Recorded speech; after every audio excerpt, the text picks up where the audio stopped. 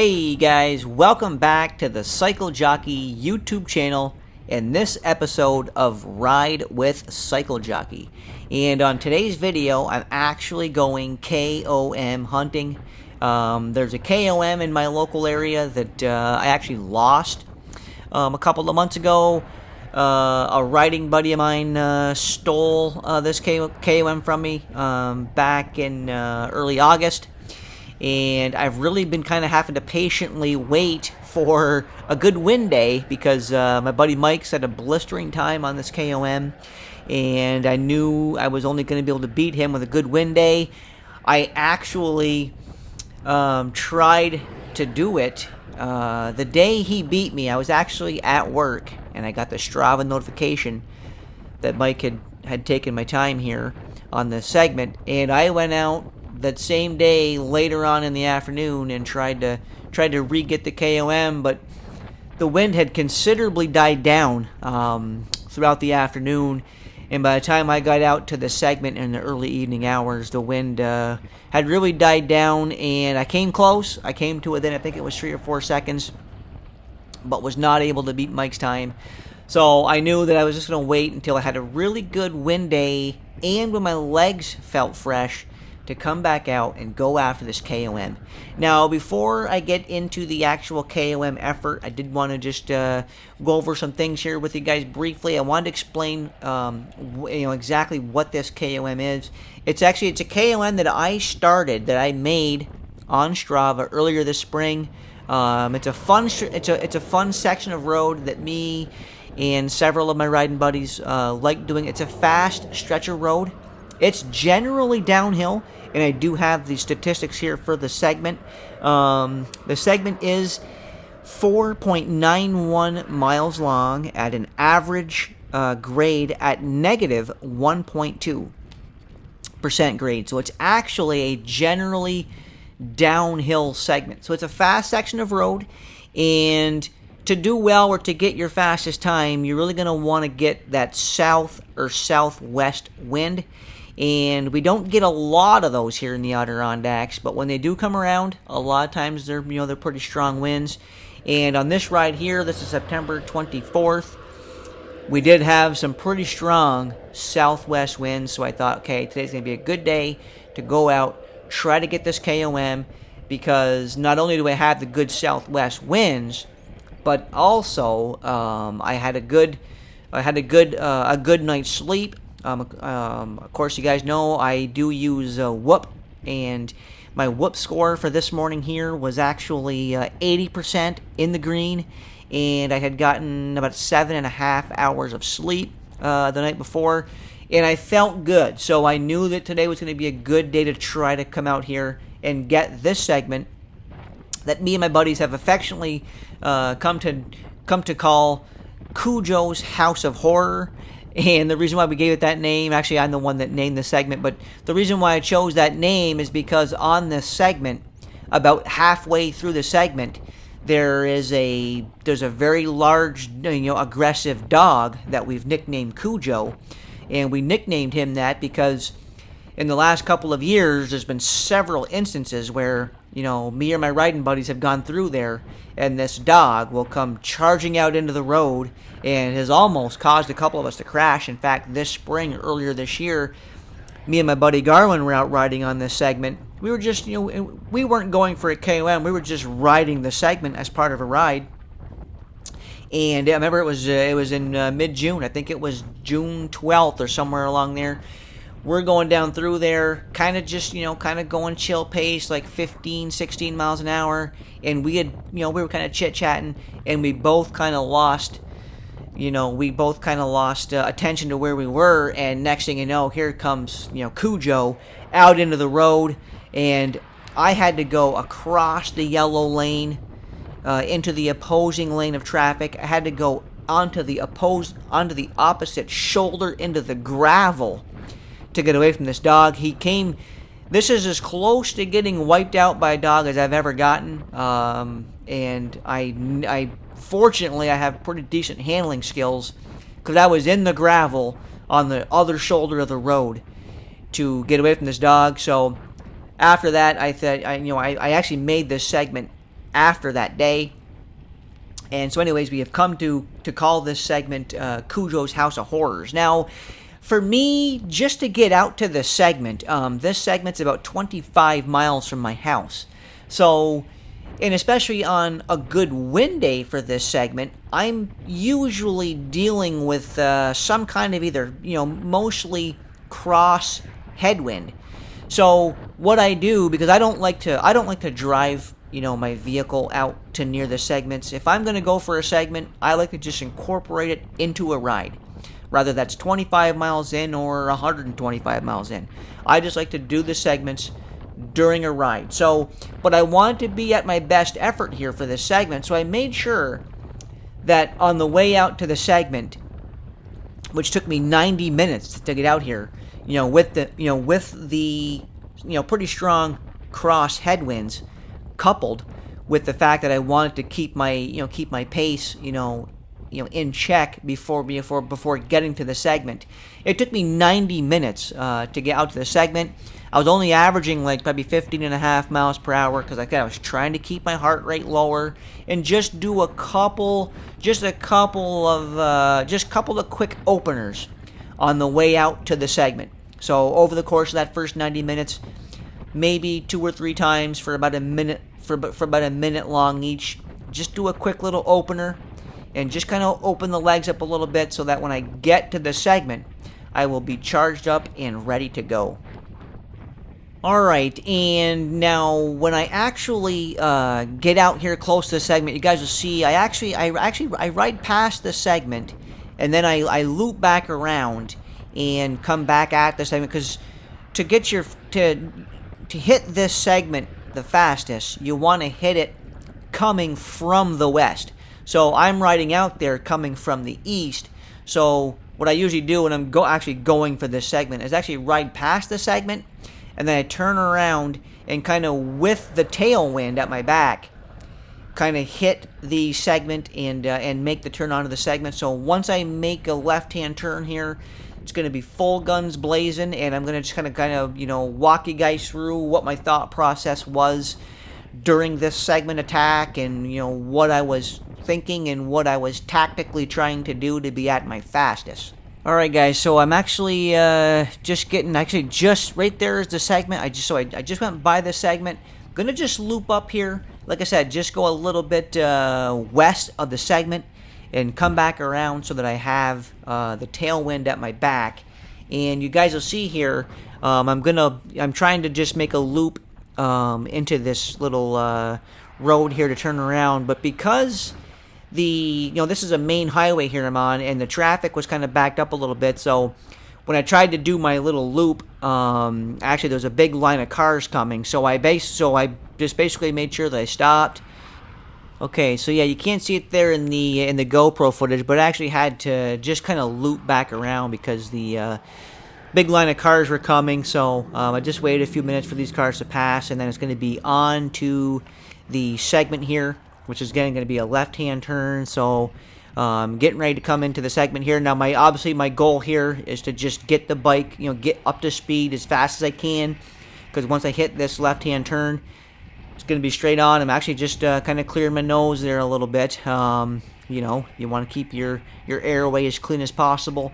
So here we go, left-hand turn, and we are going to be on the segment. Now, you just see me there. I hit my lap timer, and I had to hit my lap timer because this segment is so new on Strava, it actually does not even recognize on the Strava maps. So I'm not able to use my my Garmin Live segment feature.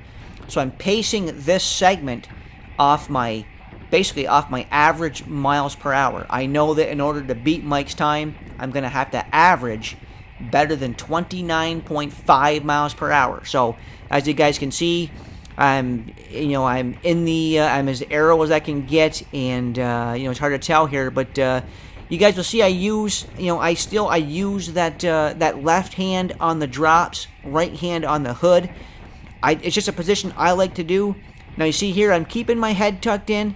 Every few seconds, you'll see me just kind of, keep my head, duck my head down a little bit, just trying to stay as aerodynamic as I possibly can. And right now, I know I'm ahead of KOM pace because, I mean, at this point in the segment, I think my average, I was up around like 31, 32, like 32 and a half mile an hour average speed. I was really kind of going fast, had a real good, southwest wind at my back, which was helping me perfectly, which is just what I wanted to have. So right here, I know I'm up on KOM pace, so I'm going really, really hard, but I'm just keeping maybe that 4 or 5% in the tank in case I have to dish it out further on down the course. I'm not really just totally emptying myself here because this effort is right around about a 10-minute effort. I mean, Mike's KOM time coming into the day was 9 minutes and 59 seconds. And you guys see there, I actually just cleared my nose again. Sometimes, let's face it, sometimes when you're going really hard like this, hey, we all get mucus build up in our nose. Blow a snot rocker or two if you have to. Keep your airway up. Now you see, I actually just came to a little bit of a rolling hill there. I stood up out of the saddle, keep the momentum going. Now as far as what gears I'm hitting through here, I was pretty much hitting 52, 11, 52, 12 to 13 all the way down through here. So, and what my typical strategy is here for this segment, because there are a couple of just little slight, not really rollers, but just slight little inclines in the road, because like I said, the general segment does trend downhill, but there are a couple of segments where you're technically going uphill, just very slight little rollers. And whenever I get to those, a lot of times I will stand up briefly, stand up while staying aerodynamic, just to keep those bigger gears rolling over. And I'm actually getting not too far here from where this dog Cujo is, so I'm going to be keeping track of that. And you guys probably can't see it on camera, but every so often here, I was looking behind me, especially as I get closer to this section where Cujo is, because if that dog's out there, I know I might have to be in the other lane of traffic. So as I get closer to Cujo, you'll see me drift over towards that yellow line more. But before I do that, keep in mind I was looking behind me and made sure I had a clean stretch of roadway. So as you guys can see, I have been pretty much full. I don't know how well the GoPro camera can show this, but I'm arrow tucking. You see, I just looked back again to make sure I had clear path before doing this, because Cujo, I'm getting to the point here where Cujo might come out at me, so I want to make sure I get as far to the left as possible, because he'll come at my right hand side. So but I'm just doing a pretty good job of just staying arrow. And as you guys will see, my hand position really has not changed at all during this entire effort so far. I'm locked into my position. The only thing that's changing is me going from in to out of the saddle when I feel it is necessary, based off when I think I need to conserve momentum and preserve my momentum and preserve my speed. So we're getting dangerously close here to where Cujo is, and just so you guys know, he was out in the yard today. He took a couple of leaps my way, but stopped. And you see, I'm getting real close because now I'm actually in the other lane, and Cujo would be right there on my right hand side. And you see, I got by him. He was out there.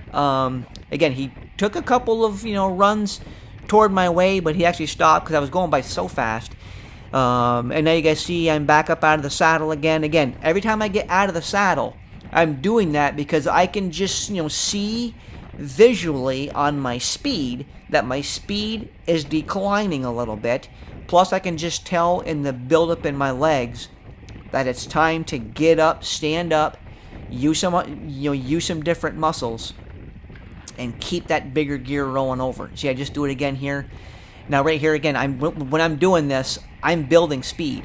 So I think, if I can remember right, I think I had dipped down to like 28, 29 miles an hour. And by standing up, I actually had to increase back up into the low 30s.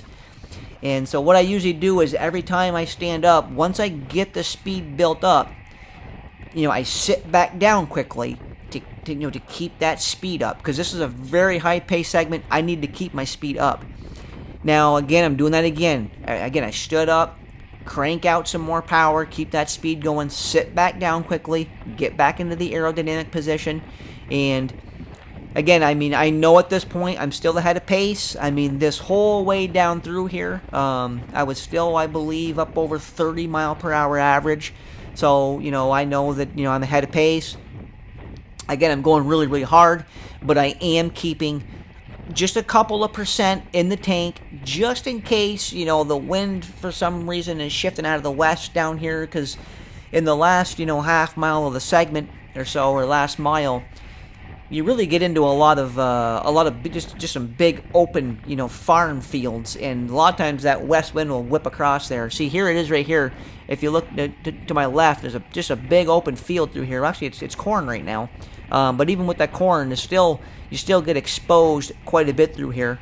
So again, here, guys, you see, I'm staying arrow. Staying arrow is probably the #1 tip I could give. In general, I would find that even if your power suffers slightly, if you can maintain your aerodynamic position, you know, I mean, obviously there's a trade-off. I mean, you have to, you can't just, you know, totally have your power, you know, fall off or you won't go fast. But same token, you could put out all the power in the world. If you're not aerodynamic at all, it's not going to matter. And you see, I just stood up as that big farm tractor came by me. I did that because I wanted to keep a high amount of power as that truck came past me.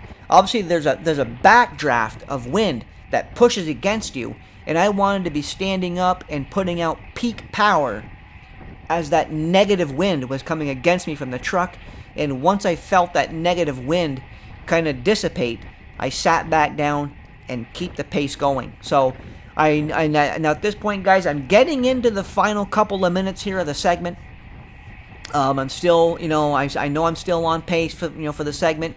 Now my speed at this point was starting to dip down a little bit. It's hard to tell, but you know, the terrain here maybe just starts to go just slightly, maybe false flat, you know, type deal, or maybe just, you know, to 0% grade. But obviously, you know, that made my speed dip a little bit. Now you can see these open exposed fields here. This is where, you know, any kind of west wind at all really hits you hard. And now again, I stand up here because, and actually this right here is a segment, and you'll see I stand up here for kind of a prolonged period of time. Right here, I am finding that even though I'm less aero standing, I was faster because I was just able to put out a lot more power in a standing position. So I see my speed is going faster standing than I was sitting. So I'm going to stay standing. And now and right there, I just felt like I would have been better off to sit. And if I remember right, I will stand up again here shortly because, again, my speed started to dip back off again as I'm getting fatigued. My power output's decreasing. Yeah, I stand up again to just keep the maximum power going and to keep the speed up. And every time I stood, I was finding that I was actually gaining speed, which obviously is the goal when you're going for a KOM. Now, I'm getting very close to the end of the segment. At this point here, I'm really just kind of giving it my absolute maximum here at this point. I'm getting into the final few seconds of the segment. It's just full effort. Again, I stand again because, you know, I just want to get maximum speed, and the segment is over right there. So that is the end of Cujos House of Horror. And guys, I did get the segment. I will leave a link for the segment in the description. But my time, I believe, was 9:39. All right, so yeah, my time was 9:39, 20 seconds faster than the KOM. So hope you guys found this video informative. I'm going to be bringing more KOM attempts to the channel for you guys to see. But guys, until then, I'll see you in my next video. And remember, don't ever let anybody stop you from getting in your miles.